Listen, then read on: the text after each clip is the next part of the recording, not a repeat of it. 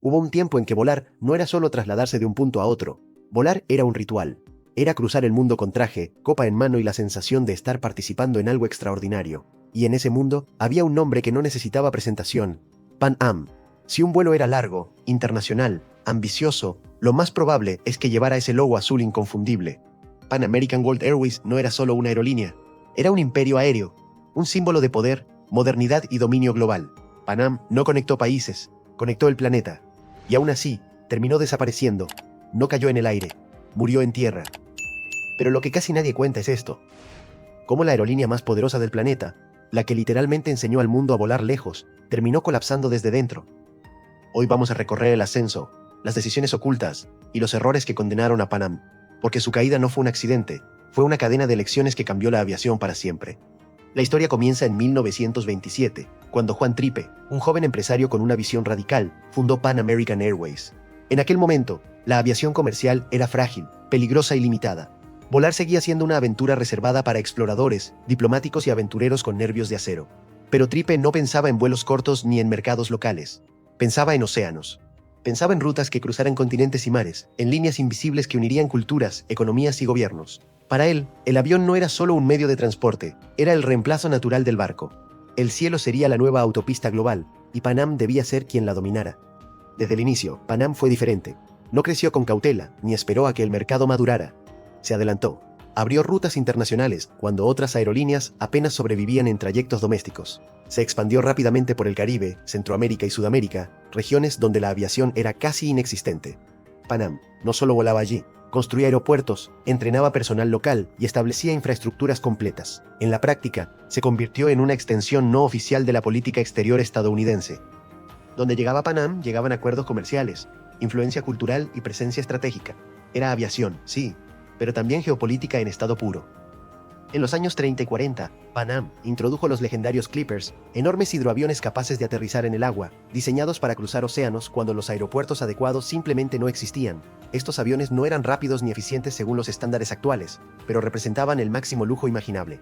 Volar en un Clipper no era viajar, era vivir una experiencia reservada para élites. Camas reales, salones amplios, comidas servidas como en restaurantes de alta gama y tripulaciones entrenadas para atender a diplomáticos, empresarios y celebridades. Era caro, exclusivo y lento, pero simbolizaba algo poderoso. Pan Am no vendía asientos, vendía estatus. Durante la Segunda Guerra Mundial, Pan Am se volvió aún más estratégica. Sus pilotos, rutas y conocimientos fueron utilizados para apoyar operaciones militares y logísticas. La aerolínea ganó experiencia, prestigio y una relación estrecha con el gobierno estadounidense. Al terminar la guerra, Pan Am no solo sobrevivió, salió fortalecida. El mundo estaba listo para volar, y Pan Am ya tenía la red, la experiencia y la ambición necesarias. La posguerra trajo una explosión sin precedentes en la aviación comercial. Los aviones a reacción prometían reducir tiempos de viaje de días a horas. El planeta parecía encogerse, y Pan Am volvió a estar al frente del cambio. Mientras algunas aerolíneas dudaban por los costos y riesgos, Pan Am apostó con fuerza por los jets. Entendió antes que nadie que quien dominara las rutas largas, dominaría la industria global. Su nombre comenzó a aparecer en aeropuertos de Europa, Asia, África y Medio Oriente. Pan Am no era solo una aerolínea estadounidense, era la aerolínea del mundo. Pero el momento que definió para siempre su destino llegó en los años 60. Juan Tripe tenía una obsesión que rozaba lo personal. Necesitaba un avión mucho más grande que cualquier otro. No un poco más grande, muchísimo más grande. Estaba convencido de que el futuro de la aviación pasaba por reducir el costo por pasajero. Si podía transportar a cientos de personas en un solo vuelo intercontinental, los precios bajarían y volar dejaría de ser un privilegio. Su sueño era democratizar el cielo. Para lograrlo, Tripe presionó a Boeing como ningún cliente lo había hecho antes.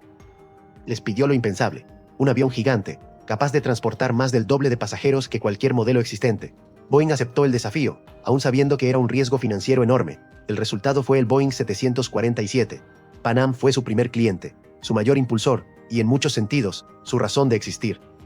Cuando el Jumbo Jet entró en servicio en 1970, Pan Am estaba en la cima absoluta. Su imagen era omnipresente. Su logotipo azul era reconocido incluso por personas que nunca habían volado. Subirse a un 747 de Pan Am era participar de un momento histórico. El avión simbolizaba modernidad, poder y futuro. Pan Am había conquistado el cielo. Pan Am había conquistado el cielo. Pero mientras brillaba en lo más alto, algo peligroso se estaba gestando en silencio. La estructura de la aerolínea se volvía cada vez más rígida. Grandes aviones significaban grandes costos fijos. Mantener una flota de 747 requería altos niveles de ocupación constante. Cualquier caída en la demanda podía convertirse en un problema grave. Pan Am había apostado todo a una visión grandiosa, pero también extremadamente frágil. El primer gran problema fue estratégico. Pan Am no tenía una red doméstica fuerte dentro de Estados Unidos. Por decisiones históricas y regulatorias, se había concentrado casi exclusivamente en lo internacional, mientras otras aerolíneas combinaban vuelos internos con rutas largas, alimentando sus hubs con pasajeros domésticos. Pan Am dependía del tráfico internacional y de acuerdos políticos.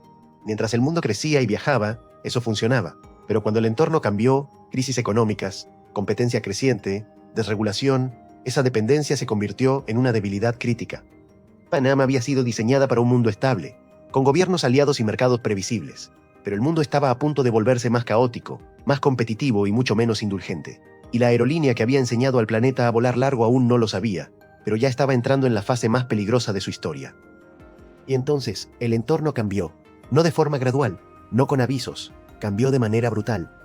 A comienzos de los años 70, llegaron las crisis del petróleo. El precio del combustible se disparó de forma histórica y, de la noche a la mañana, la ecuación que había sostenido el sueño de Pan Am empezó a romperse. Operar aviones gigantes dejó de ser una ventaja y pasó a ser un problema. El Boeing 747, símbolo máximo de su poder, se convirtió también en su mayor carga. Un jumbo medio vacío no era solo ineficiente, era una hemorragia constante de dinero.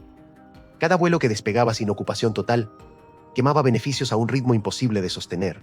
Y aquí viene la pregunta clave. ¿Cómo una aerolínea que dominaba el planeta entero no logró reaccionar a tiempo cuando las reglas del juego cambiaron?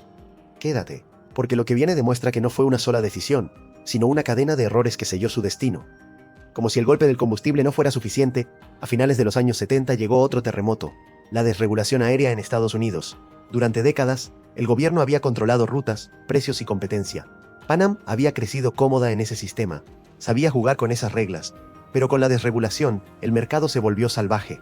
Las tarifas se liberalizaron, surgieron nuevas aerolíneas con estructuras más ligeras, flotas más eficientes y modelos de negocio agresivos. Pan Am, enorme, pesada y costosa, reaccionó tarde y mal.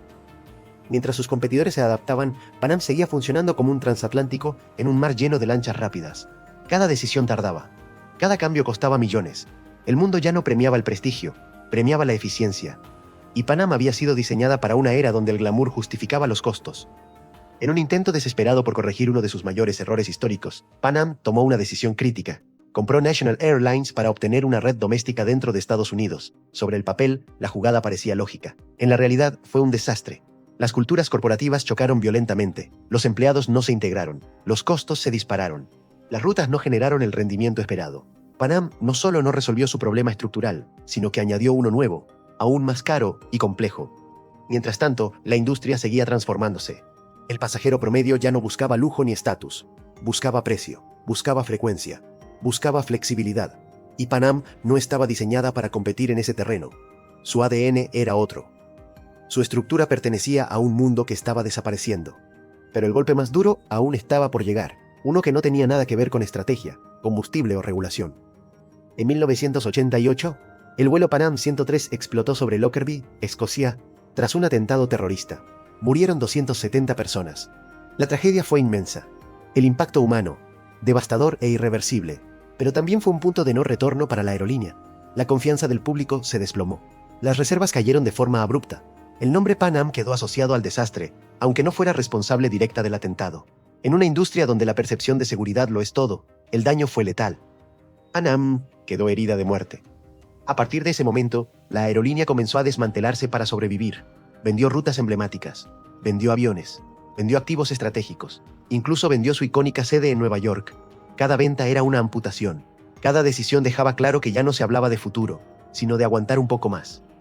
En 1991, Pan Am operó su último vuelo, sin fanfarrias, sin épica, sin discursos grandilocuentes.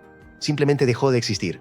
La aerolínea que había enseñado al mundo a cruzar océanos desapareció en silencio, aplastada por deudas, cambios estructurales y un mercado que ya no perdonaba errores. La ironía final es brutal.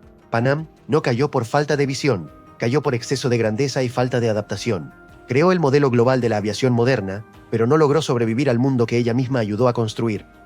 Hoy, Pan Am vive como un fantasma cultural. Su logo sigue apareciendo en películas, camisetas y recuerdos.